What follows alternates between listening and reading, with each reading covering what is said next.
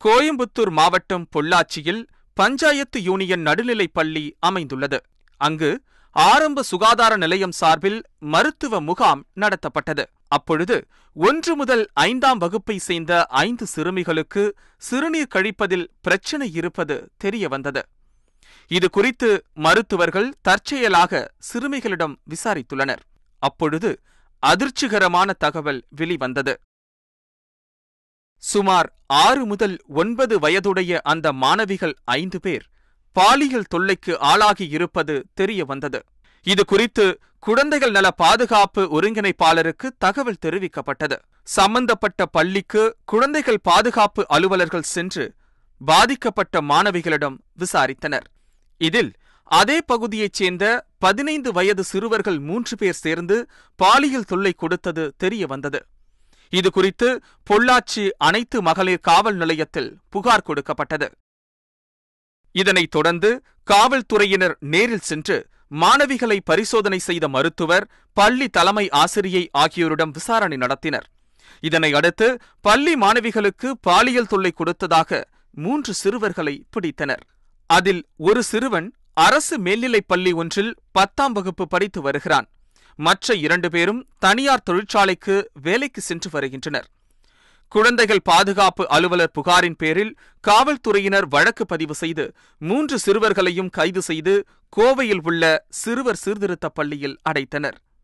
இந்த சம்பவத்தில் மாணவிகளின் குடும்பத்தினர் புகார் கொடுக்க மறுத்துவிட்டனர். குழந்தைகள் பாதுகாப்பு அலுவலர்கள் மூலமாக புகாரை பெற்று வழக்கு பதிவு செய்து காவல்துறையினர் நடவடிக்கை எடுத்துள்ளனர். இதுபோன்ற சம்பவங்களில் பெற்றோர்கள் தங்களது குழந்தைகளிடம் விழிப்புணர்வு ஏற்படுத்த வேண்டுமென சமூக ஆர்வலர்கள் வலியுறுத்தியுள்ளனர். பொள்ளாச்சி தாலுகா சீனிவாசபுரத்தில் அரசு பள்ளியில் படிக்கின்ற குழந்தைகளை, பெண் குழந்தைகளை 3 சிறார்கள் வன்கொடுமைக்கு ஆட்படுத்தியிருக்கிறார்கள். ஆண்களும் பெண்களும் வேலைக்கு சென்று விடுவதால் தங்கள் குழந்தைகள் மீது கவனங்களை செலுத்துவதில்லை. அதனால் அவர்கள் தரிகட்டு செல்கின்ற ஒரு நிலைமை ஏற்படுகின்ற காரணத்தினால்தான் இந்த மாதிரி பாலியல் வன்கொடுமைகள் நடக்கின்றன. மேலும் அரசு முன்னரெல்லாம் பள்ளிகளிலே நீதி போதனை வகுப்புகள் என்பது நடத்தப்படும்.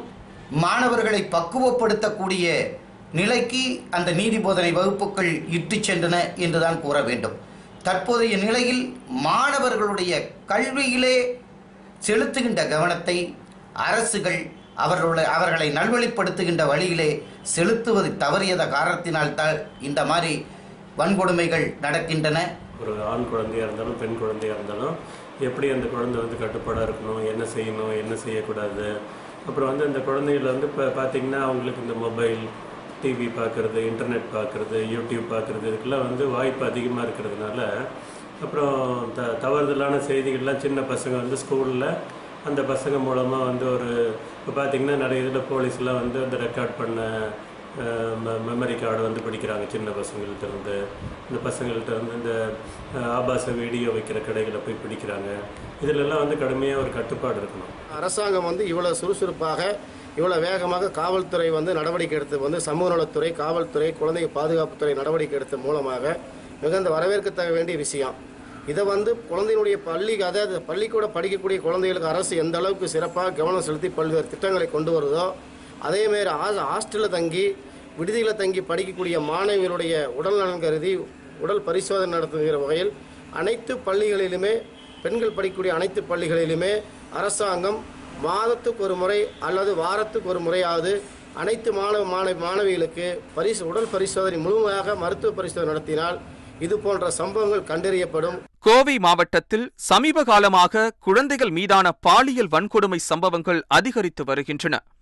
மாவட்டத்தின் புறநகர் பகுதிகளில் கடந்த 2017ஆம் ஆண்டில் மட்டும் குழந்தைகள் மீதான பாலியல் வன்கொடுமை தடுப்பு சிறப்பு சட்டத்தின் கீழ் 34 வழக்கு பதிவு செய்யப்பட்டுள்ளது. பெண் குழந்தைகள் பாலியல் ரீதியாக பாதிக்கப்பட்டால் அவர்களது குடும்பத்தினர் புகார் கொடுக்க முன் வருவதில்லை.